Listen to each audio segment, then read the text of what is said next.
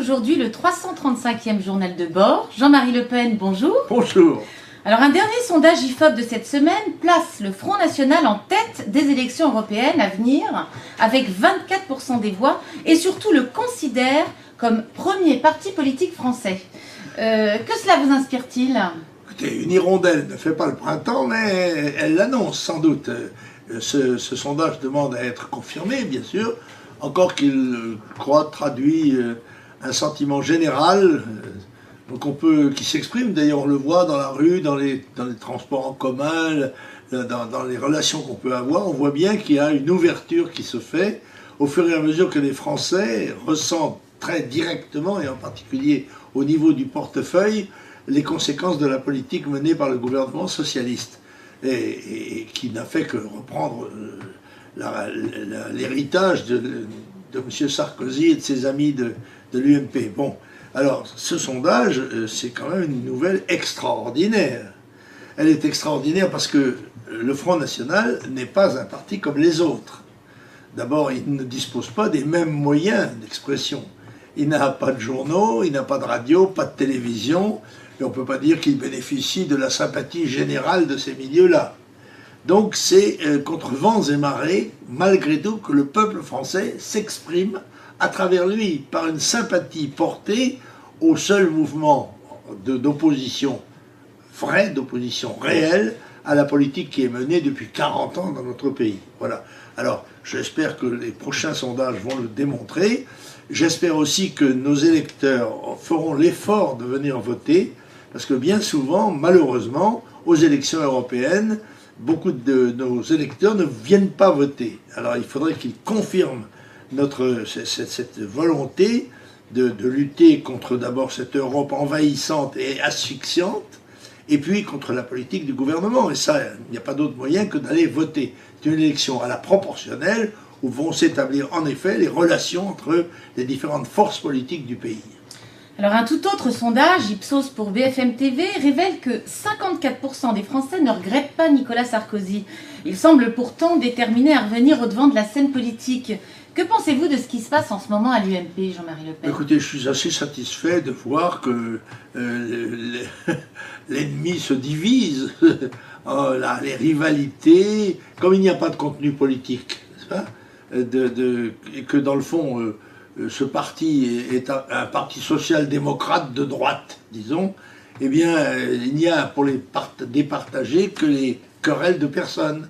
Alors il y a M. Sarkozy qui n'en finit pas de regretter d'avoir été battu, et puis il y a M. Fillon, et puis il y a M. Copé, et puis un certain nombre d'autres qui attendent le couteau entre les dents que de se faire leur place à leur tour. Alors parfait, c'est très bien, mais voilà. Je pense qu'aux prochaines élections, l'UMP va avoir l'occasion de s'apercevoir qu'il a été surclassé dans la fonction d'opposition qu'il ne remplit pas à l'Assemblée nationale. Alors parlons des résultats du premier tour des élections législatives de Brignoles dans le Var, qui est un véritable succès, non ? Ah oui, ça c'est un beau succès. Il faut dire que le jeune Lopez, qui venait de prendre la fonction en quelque sorte de candidat, a fait fort, avec plus de 40% des voix au premier tour, malgré là aussi une très forte abstention, assez inadmissible quand même, 67% d'abstention. Enfin malgré ça, ça prouve au moins que les gens qui votent Front National ont la foi et y vont de bon cœur. Et j'espère qu'au prochain tour, alors on a vu que le candidat de M. Karl Lang, qui était l'ancien candidat du Front National, qui avait été écarté pour insuffisance, lui s'est désisté en faveur de notre adversaire UMP. Mais, cela dit quand même, M. Karl Lang a été assez prudent pour quand même lui dire que le PDF soutenait le candidat arrivé en tête. La moindre des choses, bon, quand même. Il a compris que s'il faisait autrement, c'était le suicide de ce qui reste, enfin, bref.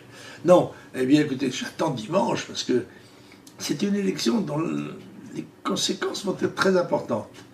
Le premier tour est une très bonne chose, mais c'est le second tour qui va indiquer, à mon avis, les grandes tendances politiques des élections à venir.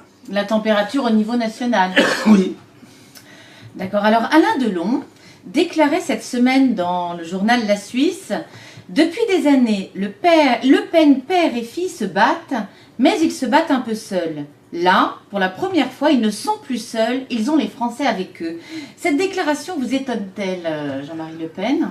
Non, parce que je crois qu'Alain Delon a une certaine sympathie pour nous et pour moi, parce que nous sommes amis, mais je crois que sa déclaration est très importante. D'abord parce que c'est quand même le comédien français le plus célèbre, le plus connu, c'est le plus grand français. Donc je crois que sa prise de position n'est pas sans importance et qu'elle va avoir des conséquences. Ça ne m'étonne pas d'Alain, qui est un ancien d'Indochine et qui est un patriote, sans aucun doute, par conséquent, mais qui, souvent, dans son métier, n'avait peut-être pas l'occasion de le manifester aussi clairement que maintenant.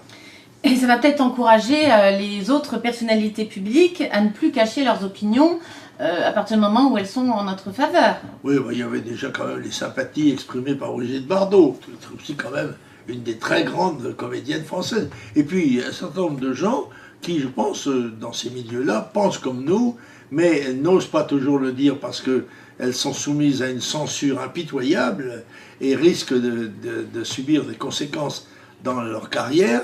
Mais ceux qui sont sortis un petit peu des risques de la carrière peuvent, je crois, se permettre et devraient se permettre de parler maintenant.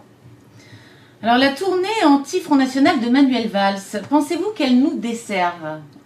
C'est une valse triste, si je peux me permettre, parce qu'il s'est défendu de faire une action anti-Front National, ce qui, là aussi, aurait été suicidaire pour lui, et il est resté sur le terrain de la sécurité, où on aimerait bien qu'en dehors de ces discours, il y ait quand même quelques résultats. Or, malheureusement, ces résultats sont médiocres quand ils ne sont pas très mauvais, et ils seront encore bien pires quand la loi de Mme Taubira sera adoptée par M. Valls et ses amis.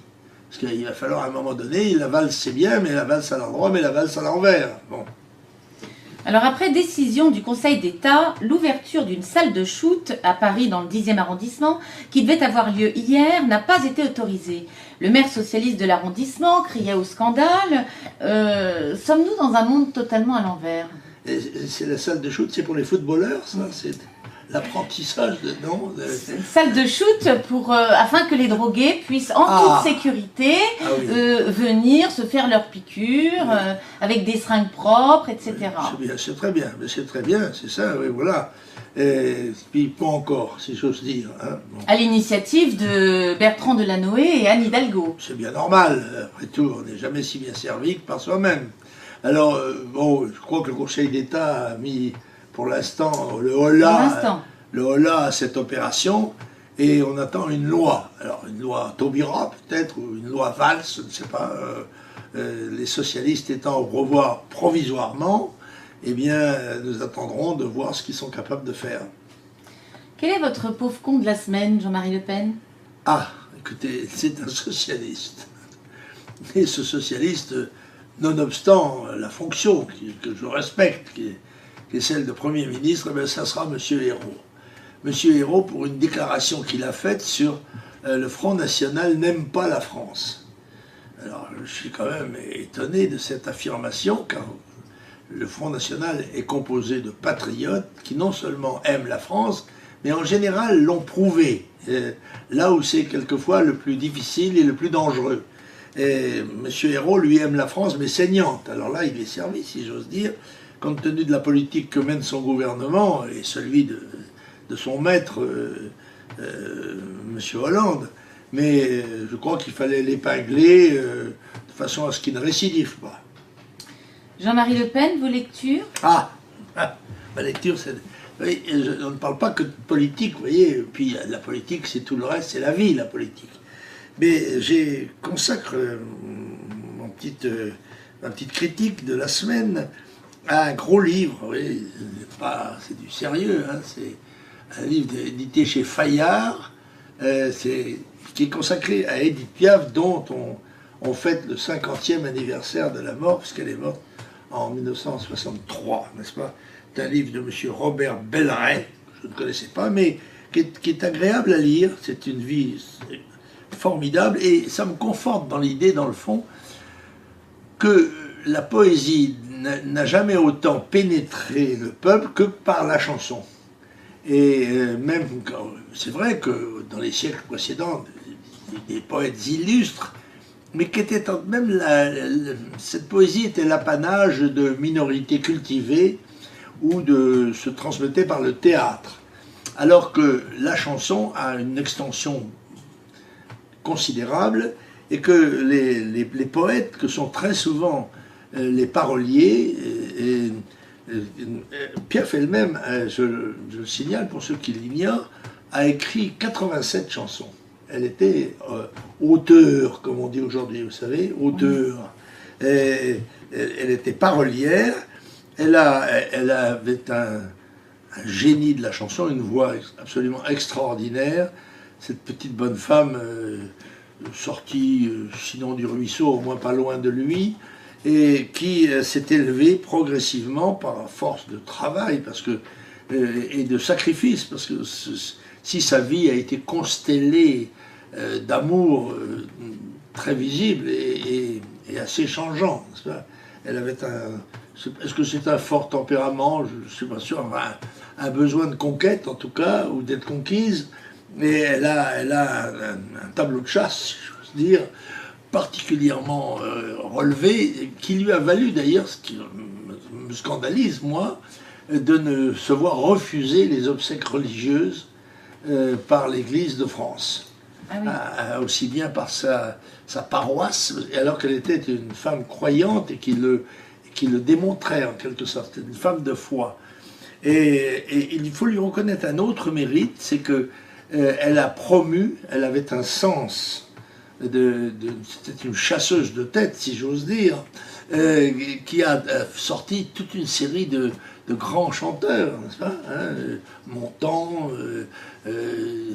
comment dirais-je, Moustaki, etc. Beaucoup de gens qui ont chanté ses chansons, dont elle a chanté aussi souvent les textes, qui ont souvent été parmi ses amants, mais qu'elle a en quelque sorte lancé. Elle avait un don de détection du talent, parce qu'il ne suffit pas d'être détecté, il faut enfin ensuite prouver qu'on a le talent qu'on a découvert. Elle avait ce génie-là, et elle a fini sa vie de façon tragique, continuant à chanter malgré la maladie, les opérations, c'est assez...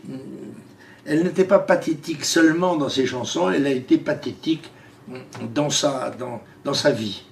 Et somme toute, c'est une poétesse populaire à qui je voulais que nous rendions, nous aussi, hommage en cette occasion du 50e anniversaire de sa disparition. Eh ben, merci beaucoup Jean-Marie Le Pen. Nous nous retrouverons donc la semaine prochaine. D'accord. Au revoir.